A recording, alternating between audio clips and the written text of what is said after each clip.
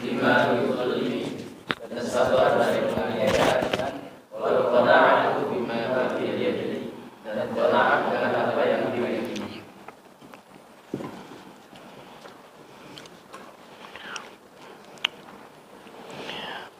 Baik, bismillahirrahmanirrahim. Kita masih melanjut di maqalah Ar-Rabi' wal 'Aish. Makalah yang ke-24, sebagaimana sudah kita bahas di dua hal. Ba'dil hukama annahu qal, sebagian dari ulama mengatakan az-zuhdu khamsu khisal, zuhud itu ada 5 perkara. Ini bisa didefinisikan juga termasuk kategori zuhud. Yang pertama kemarin as-siqah. Siqah itu yakin penuh. Ya, as-siqatu billah, yakin penuh pada Allah. Kemudian wat tabarri 'anil khalqi, berbuat baik kepada makhluk Allah Subhanahu wa taala. Yang ketiga, wal ikhlasu fil amal, ikhlas dalam amal. Orang zuhud itu ikhlas dalam amal.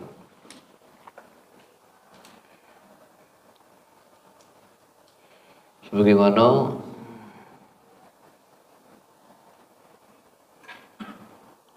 bahwasannya disampaikan oleh Yahya bin Mu'adz, wa kama qala Yahya bin Mu'adz, la yablughu ahadun haqiqati zuhud, tidak akanlah sampai kepada hakikat zuhud hatta yakuna fihi salasun, sampai ada padanya 3 khisal, ada 3 perkara. Amalun bila alafah, yang pertama amal tu yang semata katik embel-embel, kecuali hanya semata mengharap balasan dari Allah. Wa qaulun bila tama', dan perkataan yang cenderung kepada tama'. Wa 'izza bila ziyasa, dan tidak merasa tinggi padahal dia tidak punya pangkat atau jabatan. Jadi orang yang zuhud itu menurut Yahya bin Mu'adz, pertama dia beramal itu kata embel-embel lain kecuali hanya karena Allah. Jadi dia tidak pernah mengharapkan apresiasi dari manusia. Maka sikap ini yang membuat kita jadi tenang dunianya. Yang buat kita tidak tenang ini kadang-kadang kita ini cuma mengharapkan apresiasi dari manusia, penghargaan dari manusia, penilaian dari manusia, sehingga kita sibuk yang kita tuju itulah. Maka di saat orang tidak memberikan atensi sama kita, perhatian, apresiasi, penghargaan sama kita, di saat itulah karena tujuan kita semata itu, maka kita akan merasa kecewa di dalamnya. Ya. Padahal ciri orang zuhud itu dia beramal, apapun bentuk amal, baik amal akhirat apalagi juga termasuk amal dunia untuk kepentingan wong lain, dia tidak pernah mengharapkan apresiasi dari manusia. Ya. Jadi itu sebenarnya termasuk ta'rif juga zuhud. Ya. Jadi itu sifat zuhud itu. Maka ikhlas beramal ini bukan departemen agama, bukan. Ya, karena jargon departemen agama itu ikhlas beramal. Nah, ikhlas juga tidak juga mesti dikatakan tanpa mengharap imbalan, tidak juga. Orang ikhlas itu bukan berarti dia tidak pernah mengharapkan timbal balik apa yang dia kerjakan. Rasanya kurang tepat kalau orang mengatakan ikhlas itu tidak kati harapan apa-apa. Sebenarnya lebih cenderung keikhlasan itu kepada sesuatu yang memang dia punya harapan karena memang sifat fitrah manusia ini segala sesuatu dia pengen mendapatkan imbalan, itu fitrah. Mana buktinya bahwa itu fitrah?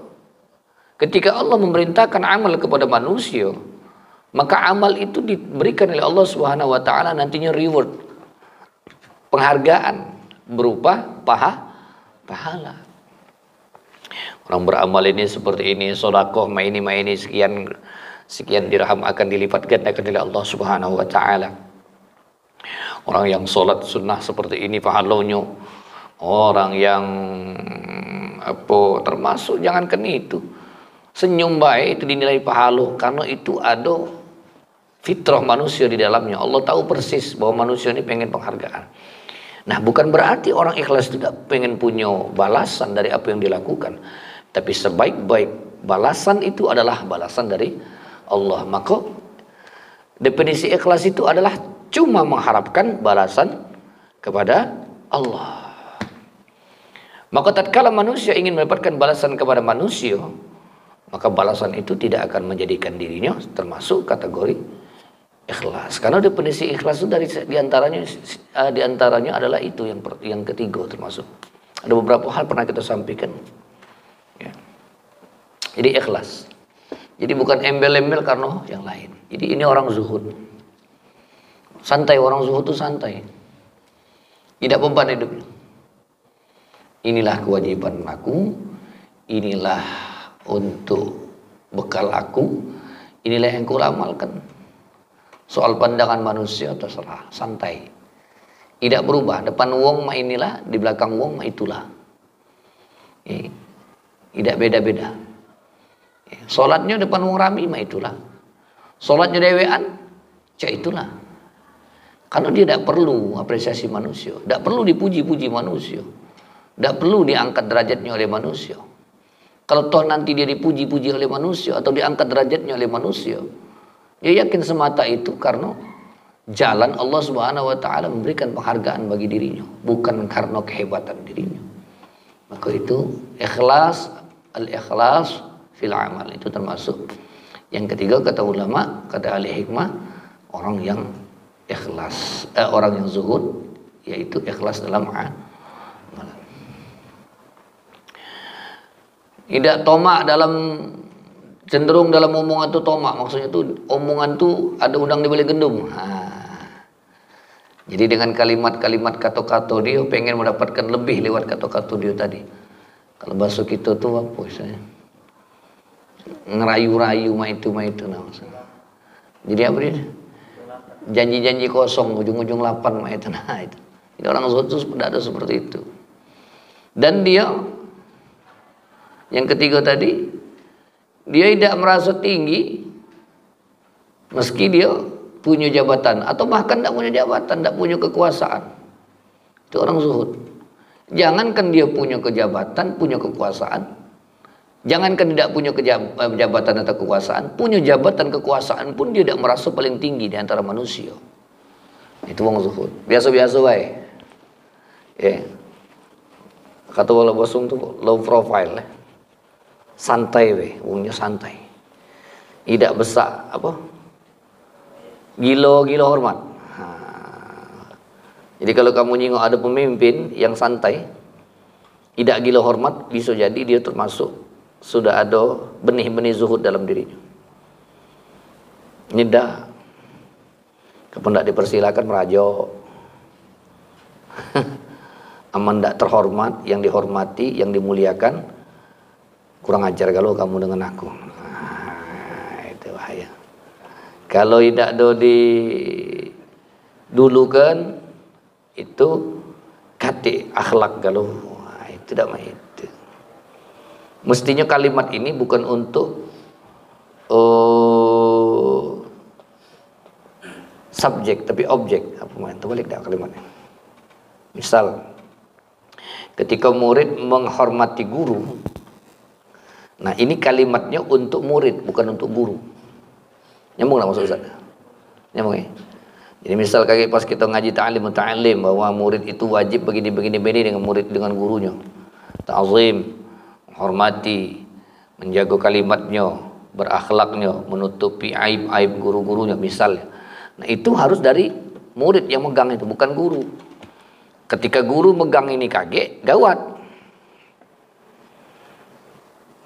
Nah, kurang ajar kalau budak ini ngomong dengan aku kasar. Nah. Masuk lagi. Tidak hati urusan kalau hati akhlak. Tidak. Sama dengan aku galak ngomong dengan kamu. Kalau bertamu itu, pahalanya yang nerima tamu itu, yang berlanjut untuk tamu, menghormati tamu itu, setiap apa yang dia belanjakan itu akan dilipat gandakan oleh Allah. Menjamu tamu itu. Tapi ini untuk tuan rumah. Bukan untuk tamu datang, assalamualaikum, ayo ada kopi dah, ada kopi. Jangan khawatir, gula kopi yang kau masuk ke banyu untuk aku tadi kaget dibalas ganda oleh Allah Subhanahu wa taala. Kalau yang megangnya tamu. Caknya kopi baik bujang kate lawan ini dewean caknya.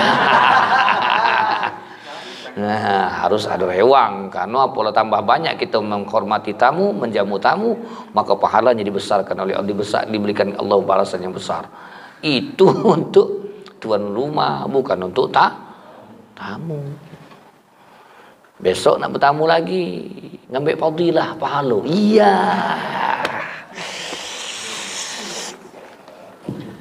Kacau pula itu. Sama dengan tadi. Ya. Jadi kalau kita nyingok ada pemimpin, masih ada Ustaz main ini, insya Allah masih ada pemimpin. Tidak merasa dia segalanya, justru dengan dia memegang tampuk kepemimpinan, kesempatan dia untuk menggunakan itu untuk kemaslahatan. Itulah hebatnya pemimpin yang punya sifat-sifat zuhud seperti itu.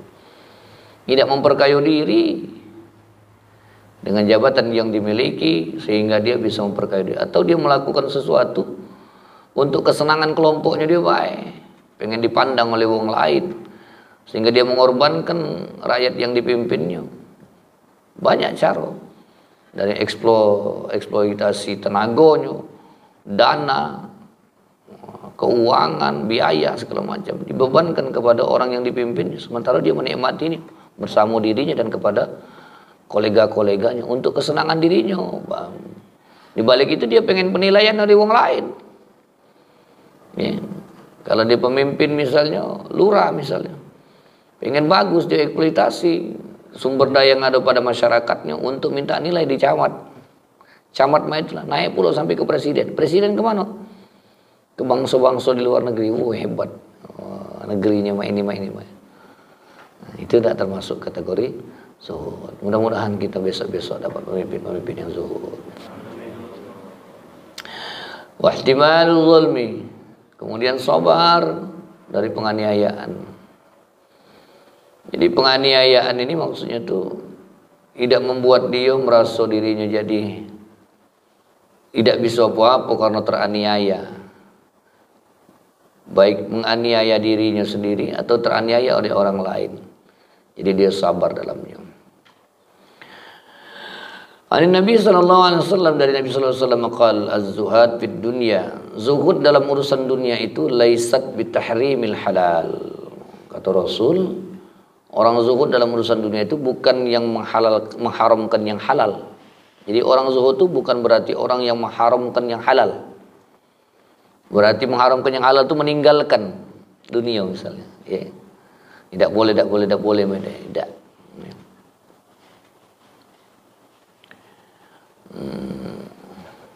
Wala ida'atil mal. Waalaikumsalam warahmatullahi wabarakatuh.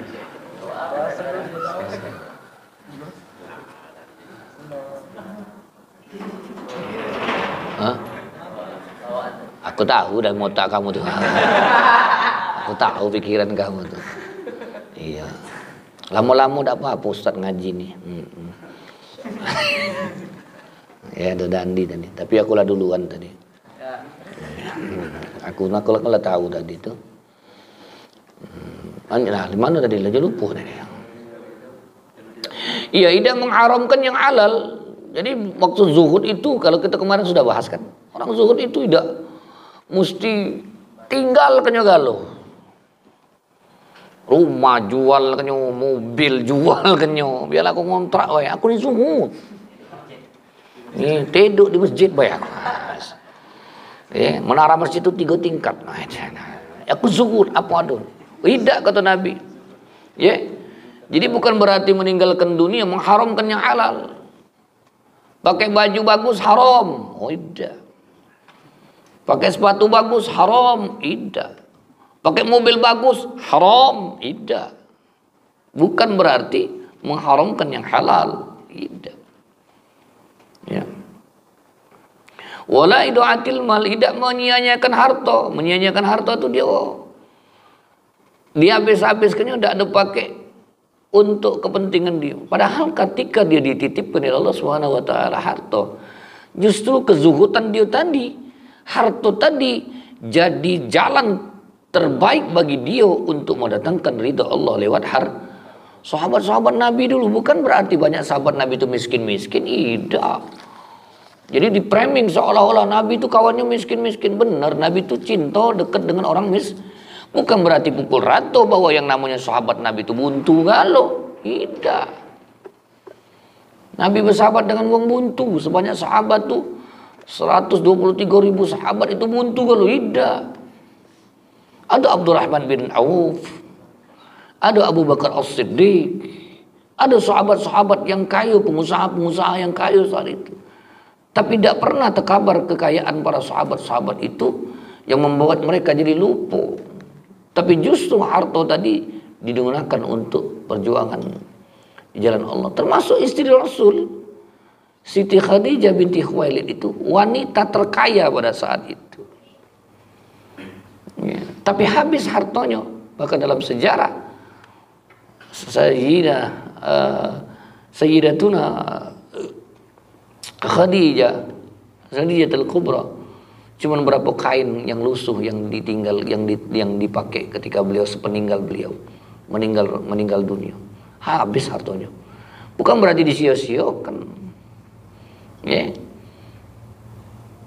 Wong zuhud tuh beli mobil dah Ustaz. Bisa jadi dia beli mobil wong zuhud. Jangan dikira wong beli mobil itu tidak zuhud. Ngomong baik Ustaz nih, juhud. Beli mobil, juhud. Ngomong baik Ustaz, juhud, rumahnya dibagusinya misalnya. Tidak. Nabi ngatukan. Bukan bela diri, bukan. Bukan bela diri, bukan. Iya kan?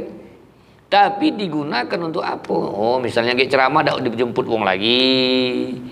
Baca tidur di mobil kan dingin, bagus. Coba kalau mobilnya mogok terus. Belum sampai ceramah di mana Ustaz? Mobil kemogok, dorong-dorongan. Kapan datang sampai tempat ceramah kayak keringatan gal rai. Panas. Ya. Jadi tidak mesti. Indah Ustaz itu cuman yang kelas-kelas tidak juga. Tapi bukan menjadikan itu sebagai kebanggaan bagi dirinya, tidak menjadikan itu sebagai tujuan dirinya. Cuman alat dia, Pak. Tidak termasuk orang yang menyia-nyiakan harta.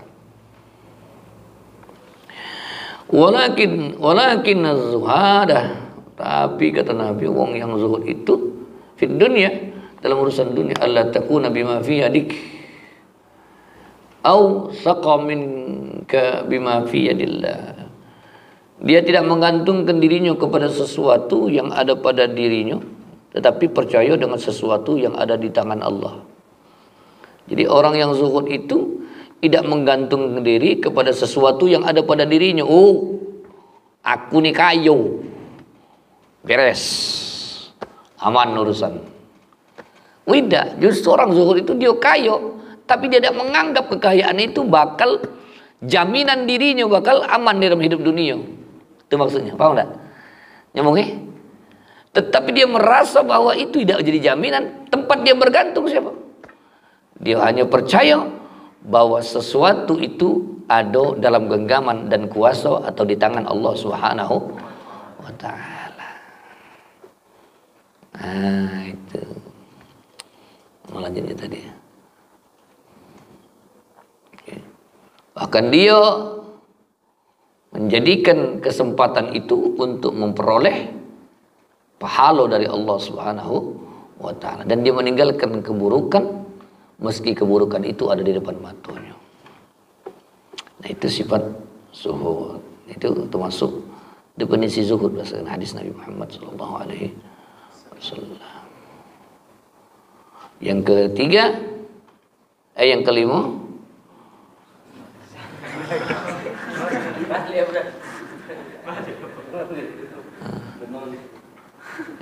bukan dia hari ini. Betapa apa teh mana?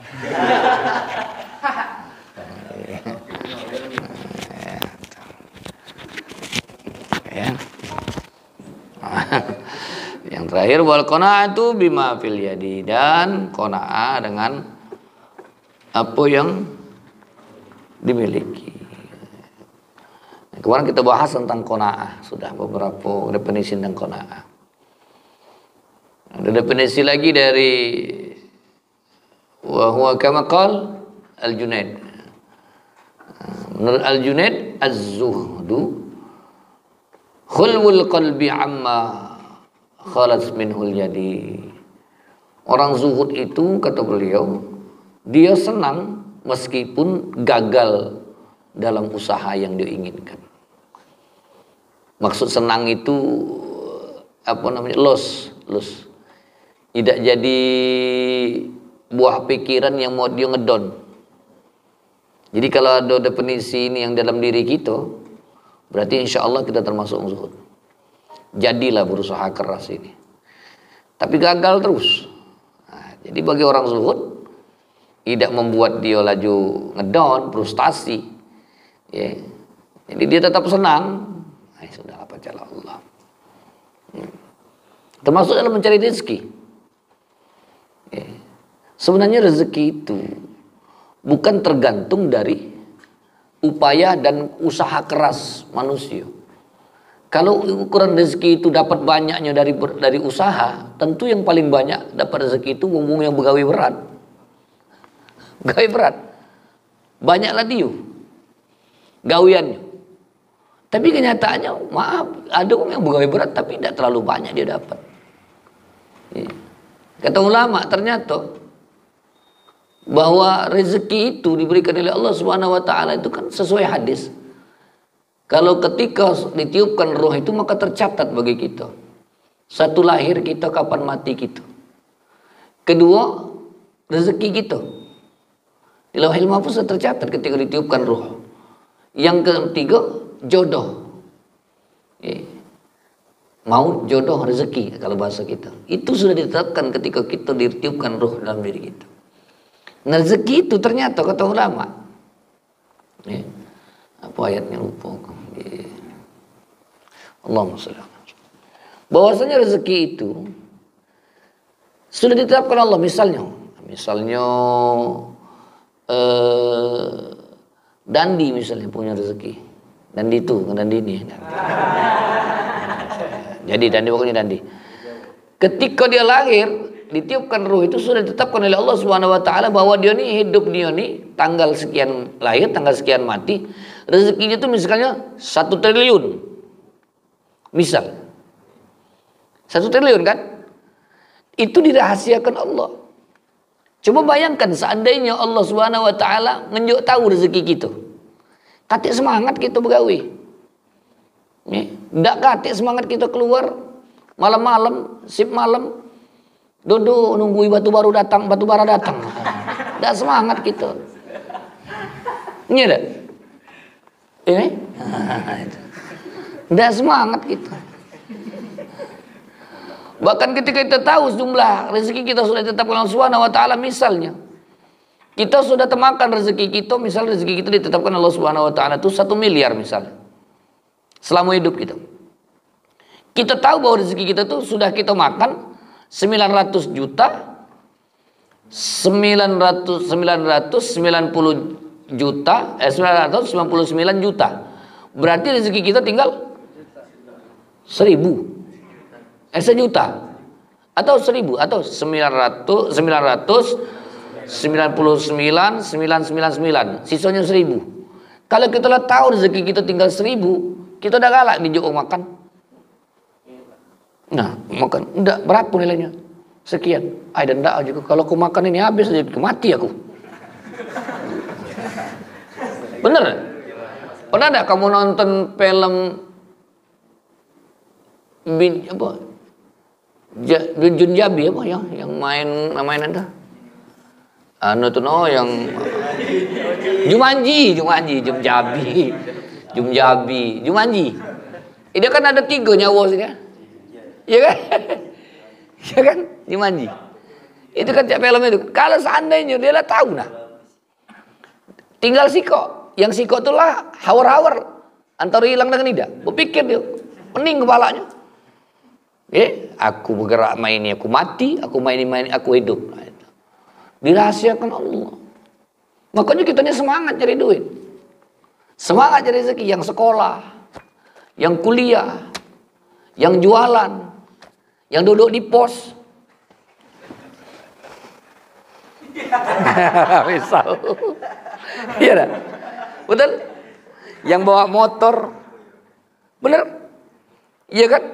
Yang nunggu warung, yang ke sekolah ngajar, anak-anak, bapak guru, misalnya, ayah anda, atau misalnya, yang di pagi-pagi, kan, 70 kilo dapat misal, betul gak? Iya kan? Tuh, ada semangat. Coba kalau kita tidak, sudahlah, ngapa dah gawe? Sudah tinggal masih 1 juta lagi rezeki aku. Guyur be dikit-dikit be 10.000 misalnya. Tidak cocok itu. Nah pas nak bagi hadro, dah kalah dapat banyak. Luar kota dapat 300 misalnya. Dah ngapa? Tinggal 700 rezeki aku. Mati aku kalau mau itu dah. Tidak. Jadi ini ya, jadi sifat zuhud itu tidak lantas kita menggantungkan diri kita atau kita merasa dah itulah galak nak nyala ke Tuhan. Kayaknya Tuhan ini nggak adil ya. Iya. Kok Tuhan nggak memberikan rezeki kepada Cahaya ya? Iya, Cahaya ya, empang. Tidak. Ya, maka ada istilah dalam ilmu tafsir, dalam kitab tafsir itu ada yadullah, tangan Allah. Tangan Allah itu bukan zahir maksudnya. Allah memberikan rezeki itu bagaimana ketika seorang dermawan memberikan bagian rezeki kepada orang lain dengan memberi lewat tangan. Nah, itu diumpamakan Allah SWT itu punya tangannya Allah, maksudnya apa? Begitu luas pembagian Allah SWT rezeki kepada setiap makhluknya. Bukan hambanya, makhluknya. Semua yang diciptakan Allah. Gitu. Jadi qanaah dengan apa ini. Jadi tidak pernah dia susah, tetap senang. Dia nak dimamanukan. Ya.